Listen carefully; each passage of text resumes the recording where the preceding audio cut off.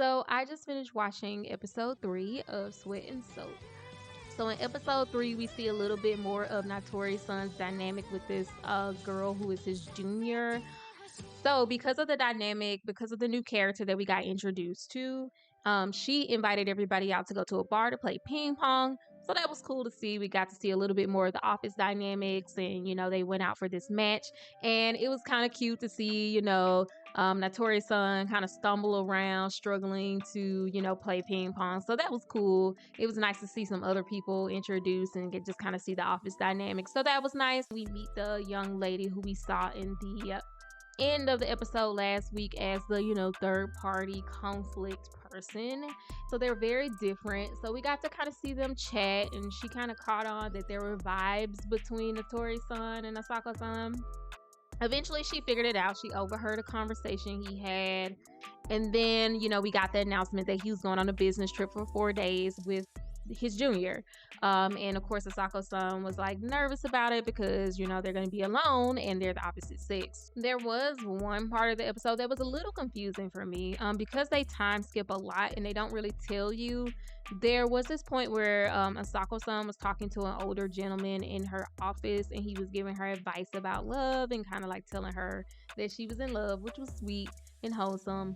But then it skips to, it goes over to Notori and this girl talking, and she basically confesses that she likes him at a bar. She's like chugging down beers, and she finally confesses her feelings to him.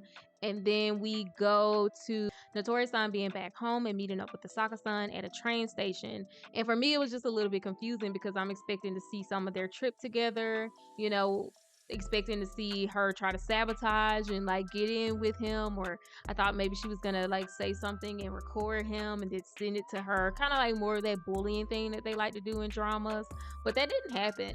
So it was a little confusing to me because they just kind of like moved along, and I was just expecting to see more of that kind of back and forth. So he returned home and they went to a love hotel. I think it was Asako-san's idea because she kind of grabbed him, and then they showed them going to this love hotel. And every time, I swear to God, every time they have a scene where they basically get to it, they have sex, all this steam comes out of her shirt, and it just takes me out every time. I have watched 3 episodes now, and they do this, and every time I am just cackling every time this steam comes out. But I do like that little breakup of comedic humor. These scenes that they film are shot, this one in particular was shot like a Sims 2 montage. This literally looked like Sims 2 woohooing. And then all this fruit and these flowers were like coming out of the bed. Girl, I'm just so confused, but it makes me laugh every time. And then basically after, and then he's like, oh, I got something to tell you.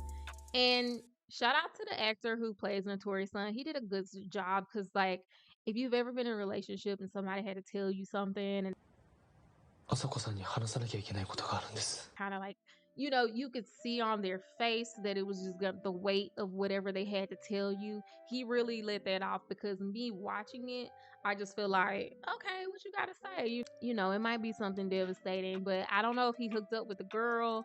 And then the preview to the next episode didn't really give me too much insight on what happened or what he was talking about. I'm interested to see what this big news is. It definitely made me want to just keep going and like power through.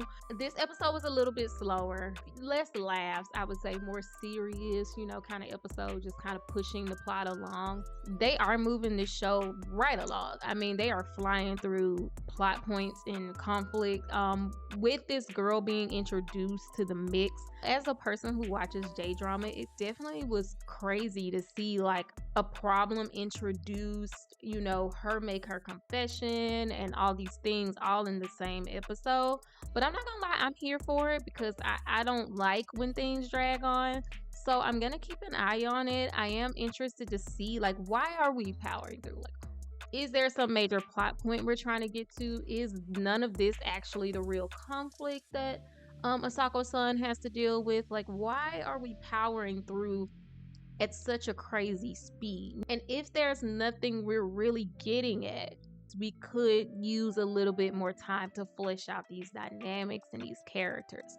So my guess for what the conflict of this show would be and going forward would be related to Asako-san's like herself. Maybe it's a conflict with herself and she's gonna grow through her relationship with Natori-san.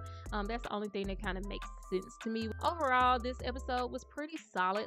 I would think with episode 1 and 2 being just so funny and just kind of introducing us to these characters and drawing us in, that episode 3 would like slow down a little bit, give us a breather, introduce the conflict, flesh it out. So I'm not surprised that this episode didn't have me just constantly laughing like the first two. I'm not sure how many episodes there are. I think I saw that there were 9.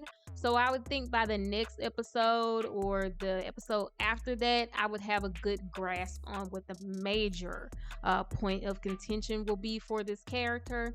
I'm definitely going to keep watching this. Make sure you're subscribed so that when I do my review of episode 4, you'll see it. Make sure you check out the playlist because all of these reviews are going to be in this playlist. And as always, thank you for watching and don't forget to keep it cute. Bye.